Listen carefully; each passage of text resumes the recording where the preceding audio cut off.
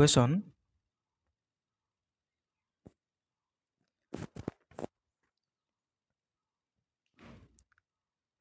প্ৰথম প্ৰশ্ন তোমাৰ বায়ুডাটা সন্দৰ্ভত প্ৰশ্ন সুধিব পাৰে।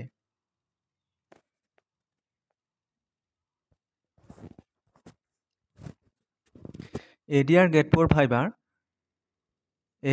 4 ভাইভা বা মৌখিক পৰীক্ষাত সুধিব পৰা কেইটামান প্ৰশ্ন।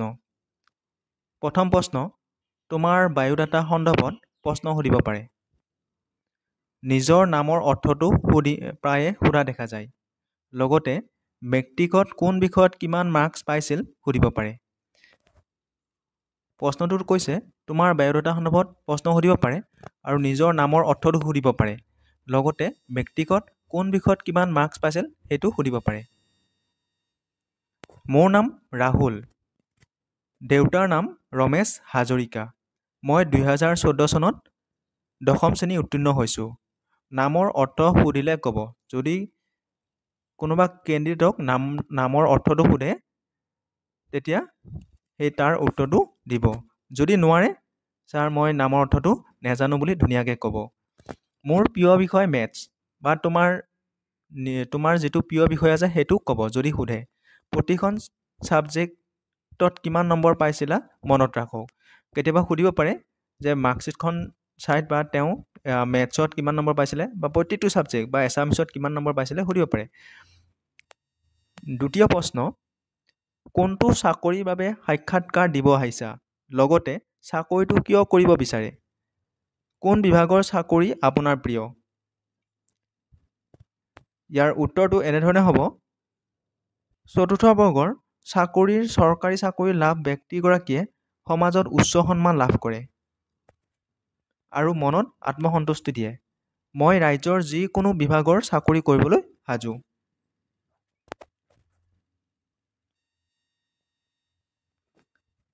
তৃতীয় প্ৰশ্ন চাকৰিৰ কথা নাভাবি ব্যৱসায়ৰ কথা কিয় নাভাবিলি বা কিয় নাভাবিলা? তেনেধৰণে কুৱেশ্যনটো সুধিব পাৰে।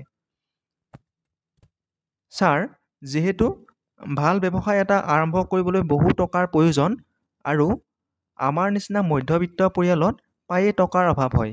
সেইবাবে ব্যৱসায় কৰাটো সহজ নহয়। চতুৰ্থ প্ৰশ্ন ইমান দিনে কি কাম কৰি আছিলা? চাকৰি আৰু ব্যৱসায় কোনটোত বেছিকৈ সুৰক্ষিত অনুভৱ হয়? ইয়াৰ উত্তৰটো এনেধৰণে দিব। ছাৰ ইমান দিনে মই কম্পিটিটিভ এক্সামৰ প্ৰস্তুতি চলাই আছিলোঁ। লগতে সৰু সুৰা ব্যৱসায় চলাই আছিলোঁ। পঞ্চম প্ৰশ্ন আপোনাৰ হবি কি? ইয়াৰ উত্তৰ দিওঁতে সাৱধান হ'ব। কিয়নো আপোনাৰ যিকোনো হবি হ'ব পাৰে। ইয়াত মই উল্লেখ কৰিছোঁ যে মোৰ হবি ক্ৰিকেট। ক্ৰিকেটত মুঠ 11জন খেলুৱৈ থাকে। LBW ফুল ফৰ্ম সুধিব পাৰে যদি কোনোবাই ক্ৰিকেটৰ কথা কয়। লেগ বিফ'ৰ উইকেট বা কেতিয়াবা সুধিব পাৰে লেগ বাই কি? লেগ বাই কি এইটো এনেকুৱা ধৰণৰ ক্ৰিকেট ৰিলেটেড সুধিব পাৰে। মানে ইয়াতে কৈ দিছে যে ইয়াৰ উত্তৰ দিওঁতে সাৱধান।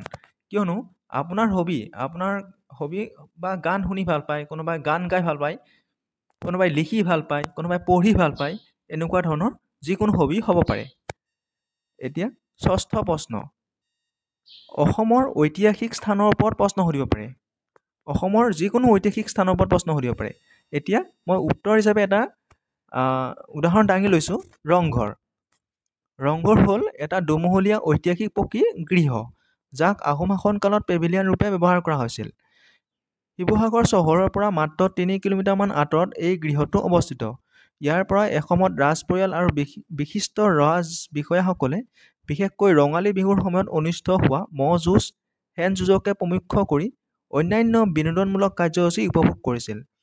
ৰংঘৰ এছিয়াৰ প্ৰথমটো পেভিলিয়ন হিচাপে প্ৰখ্যাত। এই গৃহটো আহোম সাম্ৰাজ্যৰ অন্যতম ৰাজধানী ৰংপুৰ ৰূপহী পথাৰত 1746 চনত স্বৰ্গদেউ প্ৰমত্ত সিংহই নিৰ্মাণ কৰাইছিল আৰু কাঠ আৰু বাঁহৰে ৰংঘৰ নিৰ্মাণ কৰাইছিল ৰুদ্ৰ সিংহই আৰু পকী ৰংঘৰ নিৰ্মাণ কৰিছিল প্ৰমত্ত সিংহই। মৌখিক পৰীক্ষাৰ 7মটো প্ৰশ্ন নিজৰ ঠাই বা ডিষ্ট্ৰিক্টখনৰ বিষয়ে সুধিব পাৰে। এতিয়া মোৰ ডিষ্ট্ৰিক্টখন হ'ল দৰং ডিষ্ট্ৰিক্ট। দৰং ডিষ্ট্ৰিক্টৰ উল্লেখযোগ্য ঠাই হ'ল পথৰুঘাট। বা পাথৰিঘাট। 1894 চনত পথৰুঘাটৰ বিদ্ৰোহ সংঘটিত হৈছিল। অসমৰ দৰং জিলাৰ অন্তৰ্গত এখন ৰাজহ চক্ৰ। এই ঠাই মঙলদৈ চহৰৰ পৰা প্ৰায় 16 কিলোমিটাৰ পশ্চিমত অৱস্থিত। 1894 চনত হোৱা ঐতিহাসিক কৃষক বিদ্ৰোহ পথৰুঘাটৰ ৰণৰ বাবে বিখ্যাত। 1894 চনৰ 28 জানুৱাৰীত বৰ্ধিত কৰৰ বিৰুদ্ধে প্ৰতিবাদ কৰা প্ৰায় 140 জন কৃষক পুলিচৰ নিৰ্বিচাৰে গুলীত নিহত হৈছিল। বহু লোক আহতও হৈছিল। সেইবাবে পথৰুঘাটক অসমৰ জালিয়ানৱালাবাগ বুলি আখ্যা দিয়া হয়। 2000 চনৰ পৰা প্ৰতি বছৰে 29 জানুৱাৰীত সেনাবাহিনীয়ে এই স্থানত সন্মান প্ৰদৰ্শন কৰি আহিছে আৰু 140 জন মৃতকৰ স্মৃতিত শ্বহীদ হয়। ইয়াৰ অষ্টমটো প্ৰশ্ন, চাকৰিৰ পোষ্টিং ক'ত হোৱাটো বিচাৰে? বা তুমি তোমাৰ চাকৰি পোষ্টিংটো ক'ত হোৱাটো বিচাৰে? দূৰত হ'লে ট্ৰেন্সফাৰৰ কথা ভাবিবনে নাই? ইয়াৰ উত্তৰ দিওঁতে সাৱধান। মানে কিয় সাৱধান? তোমাক টেষ্ট কৰিব পাৰে বা তুমি তোমাৰ যিটো গ্ৰেড 4 চাকৰি সেইটো তোমাৰ প্ৰয়োজন আছেনে নাই। যদি দূৰত হয় তেতিয়া আপুনি চাকৰিটো কৰিবনে নাই, মানে আপোনাক কুৱেশ্যনটোৱে টেষ্ট কৰিছে মানে, বা পেনেলজনে বা ছাৰজনে তোমাক টেষ্ট কৰিব। তোমাৰ চাকৰিটোৰ প্ৰতি কিমান দায়বদ্ধতা আছে সেইটো টেষ্ট কৰিব। ইয়াৰ উত্তৰ দিওঁতে সাৱধান হ'ব। ছাৰ, অসমৰ যিকোনো স্থানত মই চাকৰি ল'বলৈ প্ৰস্তুত আছোঁ, কাৰণ যিকোনো ধৰণৰ পৰিৱেশৰ লগত এডজাষ্ট হোৱাৰ কেপেবিলিটি মোৰ আছে। তেনেকুৱা ক্ষেত্ৰত বদলি হোৱাৰ প্ৰশ্ন আহিব নোৱাৰে।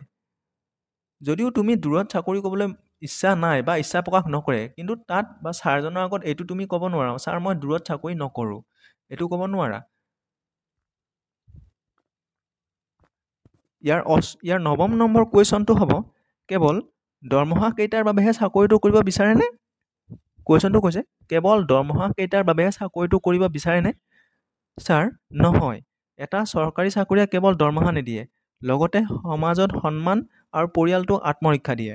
এনেকুৱা ধৰণে ধুনীয়াকৈ কুৱেশ্যনৰ এনচাৰটো দিব বুলি আশা ৰাখিলোঁ। Thank you guys.